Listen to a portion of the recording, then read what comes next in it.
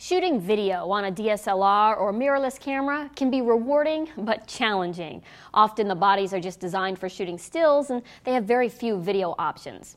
Enter the Panasonic GH3. Let's take a look.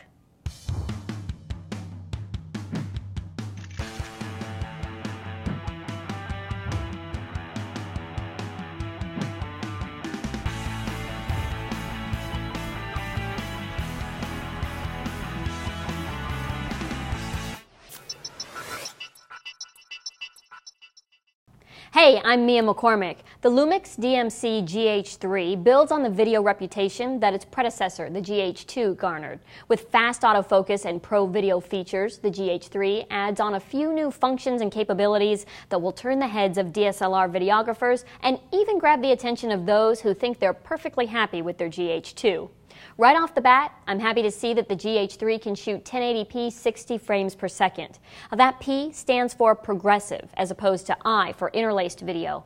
And what that means is that the video is going to look smoother with fewer motion artifacts and jagged edges. 60 frames per second will keep up with most action footage, reducing motion blur.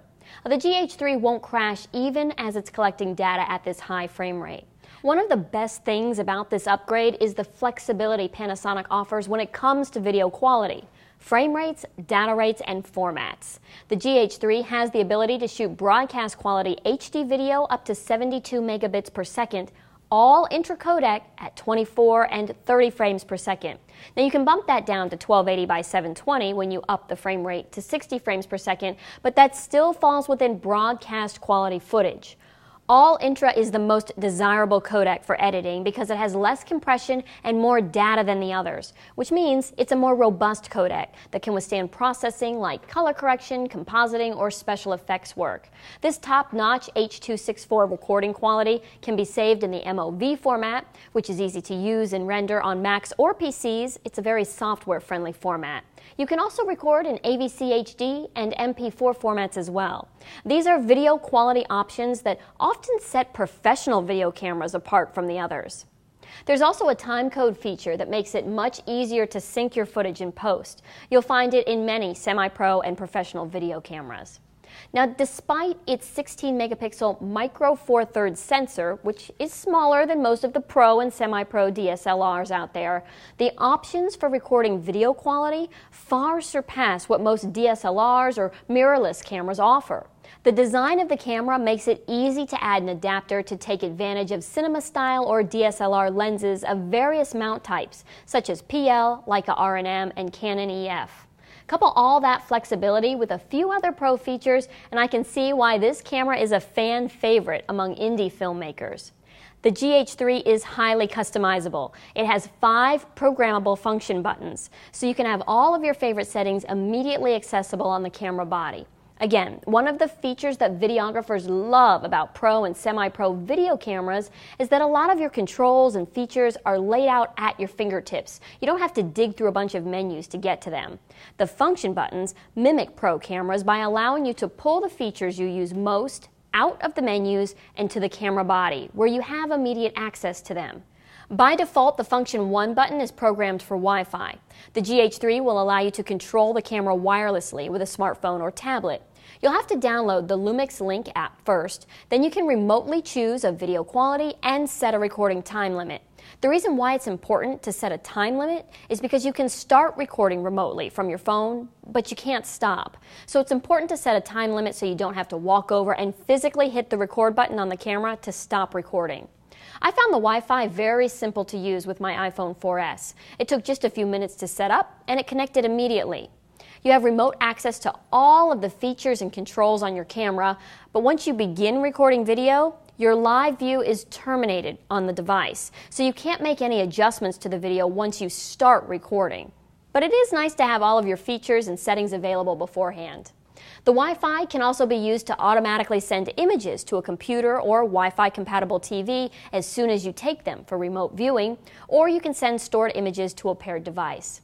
Moving on now, this camera has touchscreen autofocus that I found to be pretty precise. In continuous autofocus mode with auto tracking on, I found that the focus stayed locked on my subject well, despite a good deal of camera movement. In manual focus mode, the touchscreen works like a focus assist. You can touch anywhere on the LCD and a zoomed-in box will appear over that spot. Then you can easily tweak the focus for your subject. It's a nice feature to have. Now, when it comes to the OLED touchscreen monitor, I will say that it accurately covers roughly 100% of your field of view. The new EVF is OLED as well. According to Panasonic, the GH3 has a new heat-dispersing design that should allow for longer recording times. Typically, DSLRs and small mirrorless cameras only record video for a limited amount of time because they just get too hot. But the GH3's specifications match those of many professional video cameras. And the GH3 body is weather-sealed. Two new features that will really help with on-camera audio are the upgraded 3.5mm microphone jack. The GH2 had a 2.5mm jack, and the addition of a headphone jack. This way you can record and monitor your audio right on the camera. You may be a little apprehensive about the micro Four Thirds sensor size, but what's nice about it is that you can use the GH3 with a number of different lenses, perhaps some that you might already have. All you need is an adapter, like this micro Four Thirds to Nikon lens adapter. You'll have a crop factor, but you'll still capture good 16-megapixel images. I tried out the camera with 3 different micro Four Thirds lenses. The kit lens, which is a Lumix G Vario 14 to 45mm f 3.5 to 5.6 lens, is a good general lens to start with. It works well for shooting basic everyday situations that don't require detail or shallow depth of field. This lens is equipped with Mega OIS image stabilization that helps reduce camera shake, which will really come in handy if you plan to use the GH3 on a rig or a stabilizer other than a tripod. To capture video that has more of a film-like quality to it, I'd suggest a lens like this Leica DG Summilux 25mm f1.4. It's going to give you an angle of view that's similar to a 50mm lens on a full-frame camera. So this is a great lens for capturing a conversation between two people, where you might want bright, beautiful faces, but soft, out-of-focus backgrounds. I found this to be a quality lens with minimal distortion or chromatic aberration. Both of these lenses have autofocus options that can come in handy when you're tracking moving subjects. Now, if you want a truly cinematic look, this manual focusing Voigtlander Nocton 17.5mm f 0.95 lens will deliver.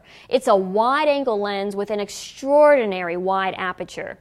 This lens is perfect for the close-up video that you'll see filmmakers use to capture emotional scenes. Often, these are low-light scenarios where all of your focus is directed to the actor's face. This is your go-to lens for this type of work. This lens also has a feature to declick the aperture ring so you can adjust aperture seamlessly for video. The 10-blade diaphragm produces a beautiful bokeh effect in your out-of-focus backgrounds. Now, I'm pretty impressed with the GH3's video performance, so I decided to try it out on a wrist stabilizer made by Dougman. This support rig has a Manfrotto-style head and base plate. The handle rotates around a ball joint that's easy to adjust with a twist knob. And the base plate is a quick-release plate that can easily detach and be transferred to a tripod.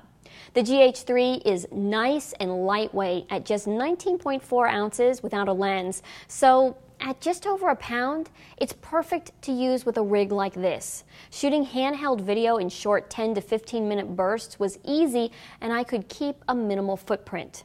But if you're going to be shooting handheld or with a large, heavy lens for several hours, you'll definitely want something that's going to transfer that weight to your shoulder. Well, that wraps it up for my look at the new video features that the GH3 has to offer. I'm Mia McCormick. Thanks for watching. For more information, please visit us online, give us a call, or stop by our New York City Superstore. You can also connect with us on the web.